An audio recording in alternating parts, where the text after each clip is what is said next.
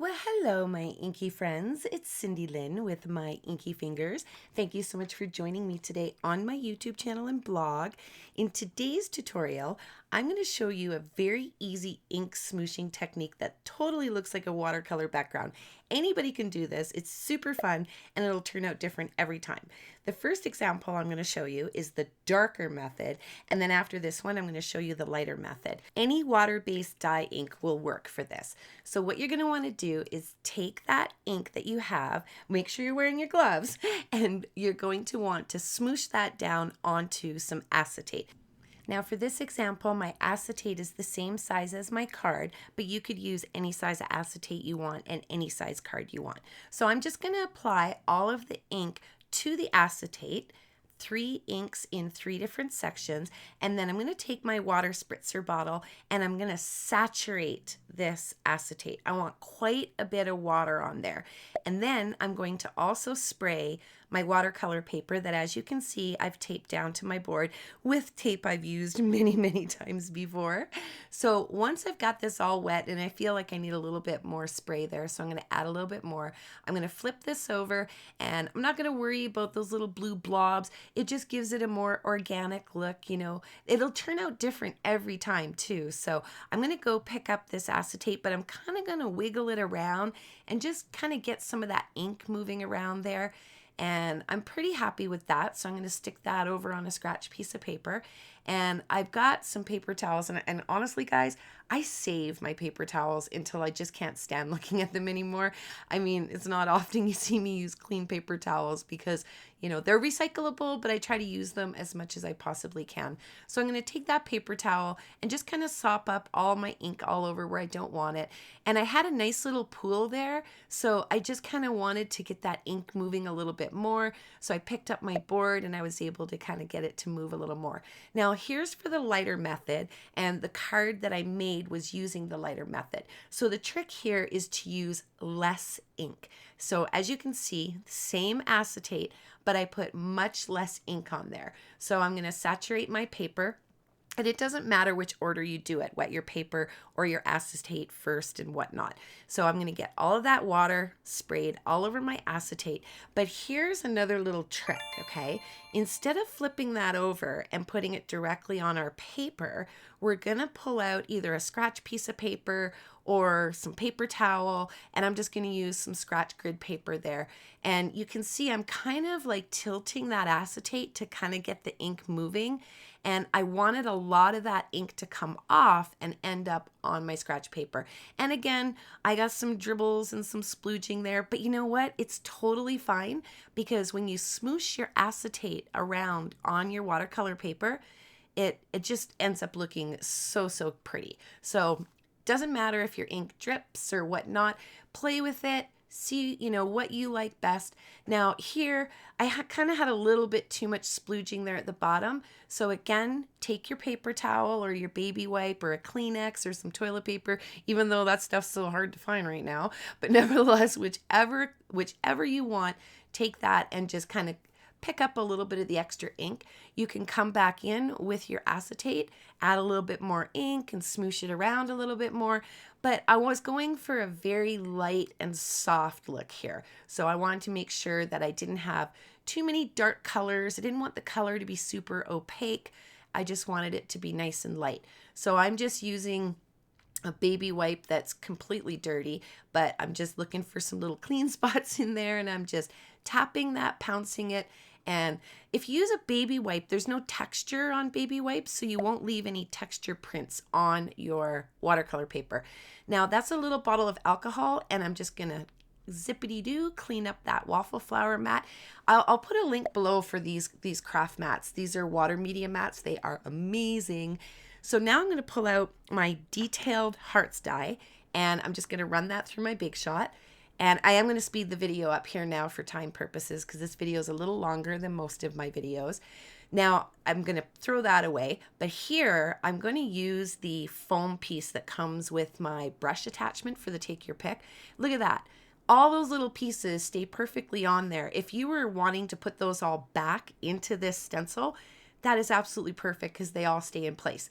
Now, this one's a little tricky to get out, so I grabbed my Cricut scraper and I'm just kind of going behind there. You can use any flat tool to kind of work that stencil out of there. It's really, really dainty.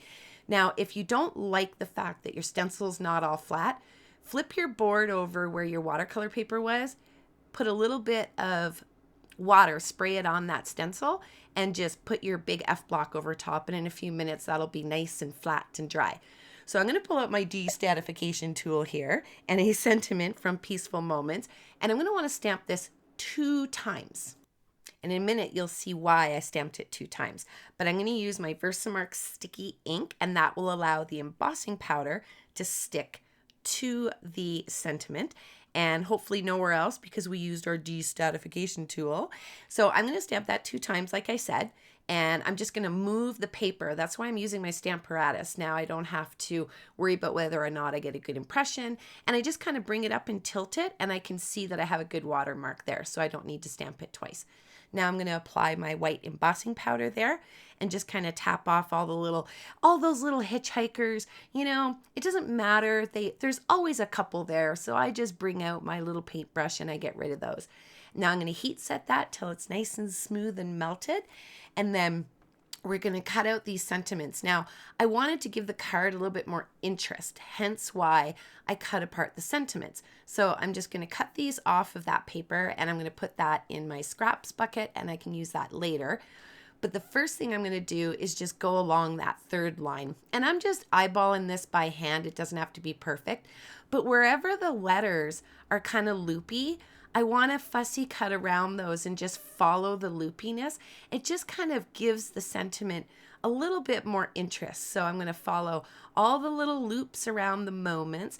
And this is why I stamped it 2 times, because the top sentiment, these are the kind of ended up a little bit goofy. So I kind of knew it would. So I stamped it a 2nd time so that I could take it from this one and just cut that straight off.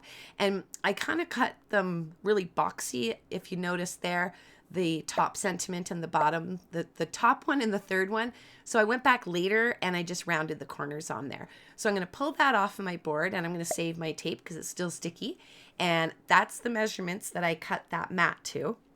Now, I feel like there's too many hearts here, so I just want to kind of alter this die a little bit, and I'm just going to chop off some of these little hearts, and then I'll put them back in the container that I keep this die in, and then later, if I need more, I've got these little pieces. I'm not going to throw them away. So I'm just eyeballing to see, you know, how much of these hearts I want to cut off, and I was liking that, but I thought, no, I've got to cut some more off of the top there. So when you make this card, you do you, and you cut off as many or as little or however you want it, right? And then don't forget to save those little pieces because you can use them on a different card, or you could even color them and glue them on the inside of the card where your sentiment or where your saying is going to go, right? So here I've got my Perfect Pearls and Gouache mixture.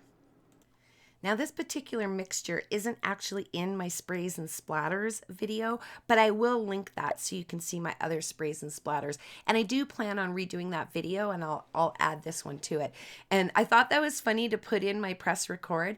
I had to make myself a sign, guys, because I take a break and I leave and I come back and I think I've hit record and I didn't, and I'm tired of losing footage. So now when I leave, I put a little thing, hey, press record. So real quick, that little fan, that tacky glue, it is kind of stinky and it's not really good for you. So I just bought that little fan and I stick it on, and then I can move the air around and I don't get high on glue fumes when I'm using the spray glue. So here I'm just pulling out some of my little black dimensionals and I'm using up the edges so I can create little strips, and I'm just popping all of these little sentiments up, grabbing my tweezers and placing those kind of strategically to add to that visual interest, right? Because the stamp, the way it was all just kind of smooshed in together, and I wanted to separate them up. So there's an example of the dark and the light side by side. So you guys choose which one you like the best. Now you may have noticed I like to use fun foam behind my watercolor paper. I find it helps bring it back to its original rigidity and straightness, because it kind of gets a little bit warped, right, when we watercolor on them. So I cut my fun foam 1/4 inch smaller than the watercolor paper. So this is going to go on a mat, and the size is right there. And if you put your mat sideways, you get a really good visual of making sure that you're even on 3 sides, right? Because you can see all 3 of those. Now I am going to use the liquid glue to adhere all of this to the actual thick Whisper White cardstock, because I've got a little wiggle room, right? So I can make sure that's all nice and flat. So I'm going to flip that upside down, stick my block on it till it's dry, and then after it was dry, I pulled out the heart epoxy droplets, because I thought, you know what? These are kind of like little mini heart magnifying glasses for the background, right? So I was like, it's kind of a cool effect. I liked how they just kind of made everything pop. And once I was done and I had all those on there, I literally thought I was done, and I was like, okay, this card's finished. And then I was just like, no, I need some sequins. I need more bling on here. So I kind of laid them all out, took them off, and then I'm going to put my fine tip glue everywhere that those sequins are going to go. And then I'm just going to go pop them on all at the same time with my tweezers. Made it super easy peasy for me. So the fine tip glue pen, I really like that too, because it's got that little needle thing that goes down into the actual dispenser. So you never get, like, it never gets hard and gummed up in there. It's always ready to go every time you want to use it. So don't the sequins totally finish that card? I think they do. I absolutely love it. Let me know in the comments below which one you prefer, sequins or without. And also let me know if you like the darker or the lighter. And until I see you again, take care and happy stamping.